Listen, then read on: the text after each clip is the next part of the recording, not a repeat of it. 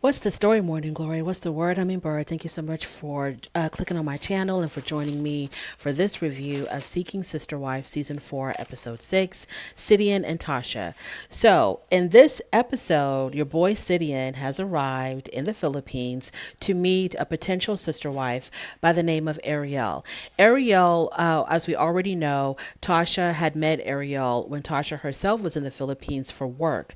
I think they were working for the same company. They became friends, and Tasha thought it was a good idea to introduce Ariel to Sidian and to see how they get along, and she can possibly be that second sister wife. So they've been carrying on a relationship with her.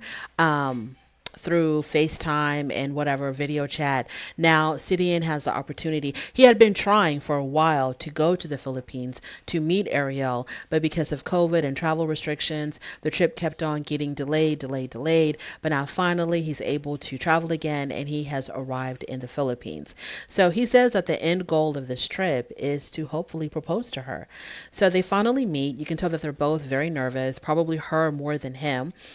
She comments on how tall he is, and he is very tall. I think Sidian is a very good looking guy. I think he has a very handsome face. He's very tall. He's got that, cute, nerdy look about him. So she does find him very attractive, and he, of course, finds her attractive. Now, Ariel herself, she's to me, I thought she was very pretty. She kind of had like a natural beauty about her where, she doesn't have it looked like she didn't have any makeup or a lot of makeup, and she was very attractive woman and a very sweet natured woman, like a very nice personality.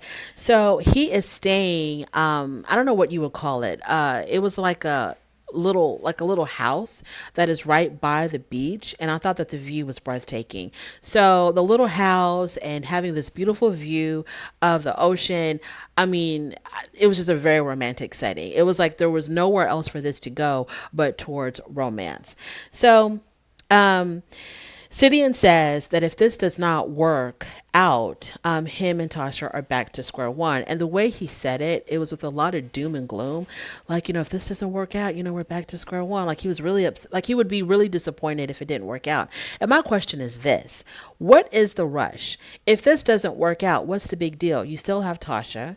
If this doesn't work out, you just try to find someone else. I don't understand what the big deal is. Now, the couples who are like actively looking for another wife and they're on these dating websites, on these plural family websites, those are the ones that are kind of like, I don't understand, like, what is this urgency, this need, this necessity to find another wife?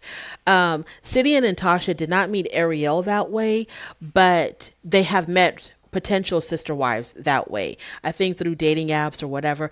Like I don't understand like why it's always like we got to find another wife. We need to find another wife. We have to find another wife right now. For what? What's the urgency? What's going on? It's not like they have a whole bunch of kids that they need help to take care of, or they live on this big plot of land and they're farmers and they need to make a whole bunch of babies to help out with the farm. So I don't understand what the urgency is, the necessity to find one. Like if this doesn't work out, okay, we need to hurry up and start looking for another one. I don't understand that. I would think that it should just come natural. Like when you're just come natural. Like if you happen to see somebody pretty at the grocery store, whatever. I don't know. I don't know. But anyways, so moving on. So let's see. Okay, so they called Tasha to let her know about how things are going. They FaceTimed Tasha. I think they FaceTimed her.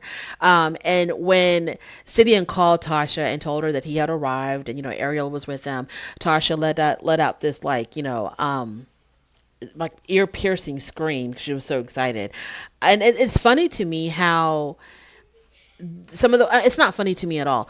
Her enthusiasm is like, why is she so enthusiastic? Is it because she's happy that that Sidian is finding another partner? Is she happy that she's going to have a sister? Like, I want to know more why Tasha was that excited about this. So after they talk to Tasha, they talk amongst themselves, and then I think it was Tasha that had brought up the whole entire sleeping arrangement. I think she asked him, do you want me to sleep in here, or do you want me to sleep in another room or something like that? She had brought up the whole room situation. And he says, whatever she felt comfortable with. He told her, whatever you feel comfortable with is fine with me. She chose to stay with him in his room.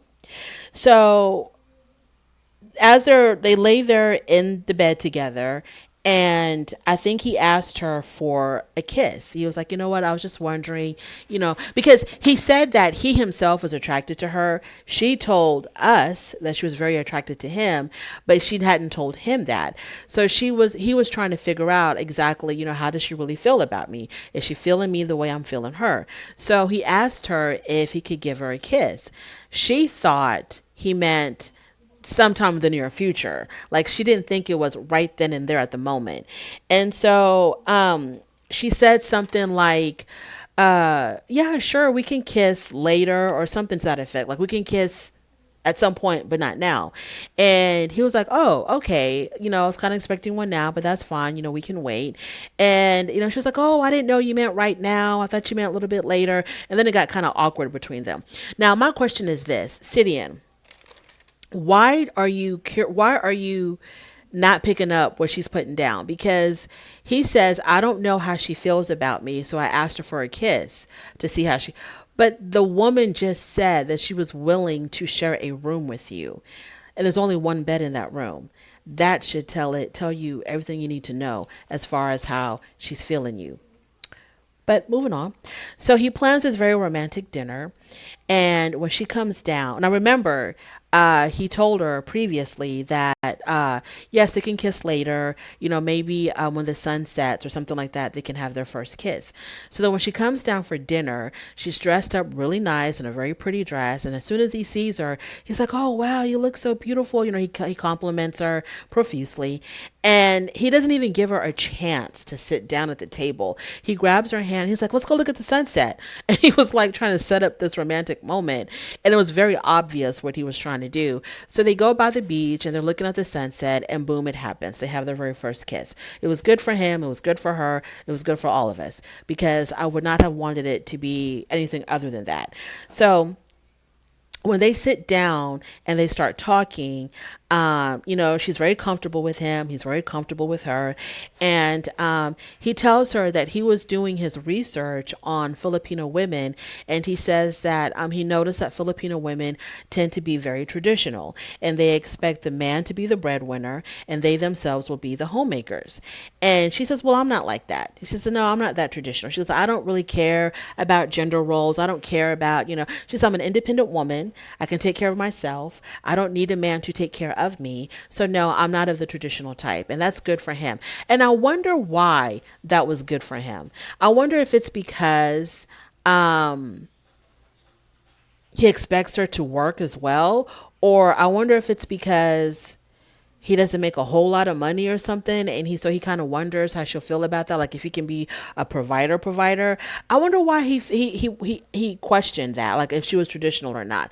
Like, to me, it makes me think that he expects her to get a job and to contribute financially to the household. And he didn't want her to think that when I get to America, I'm just going to be a homemaker, having babies, taking care of the house while everybody else works. I don't know why he asked that. And then he tells her that one of his children is transgendered, and he wanted to know how she felt about it. And her answer to me was interesting. She actually said, well, if you're okay with it, I'm okay with it. As if to say, if he wasn't okay with it, she wouldn't be. So I thought that was very interesting. Like, what are you really trying to say here, Tosha? So they had a very good date. I think this was a very good date. I think everything went well, but everything always goes well on that first date, especially when you have that attraction for each other and the chemistry is there and you haven't acted upon it yet. And, real life hasn't set in yet. And Tosha has not been introduced into the equation yet. So the first date went really well, and let's just keep our fingers crossed on that. But Tosha was so excited that Sidian and Ariel finally got to meet. I didn't see any like super duper red flags other than him asking her if she was traditional and her telling him that if he was okay with his transgender child, then she would be okay with the transgender child. So those are the only issues that I kind of had, but they're probably absolutely no big deal. Thank you so much for joining me in this review. I really do appreciate it. On your way out, please don't forget to rate the video. If you like this content, subscribe. If you don't like this content, don't worry about it, but thank you for stopping by anyway, and I'll definitely talk to you later. Bye.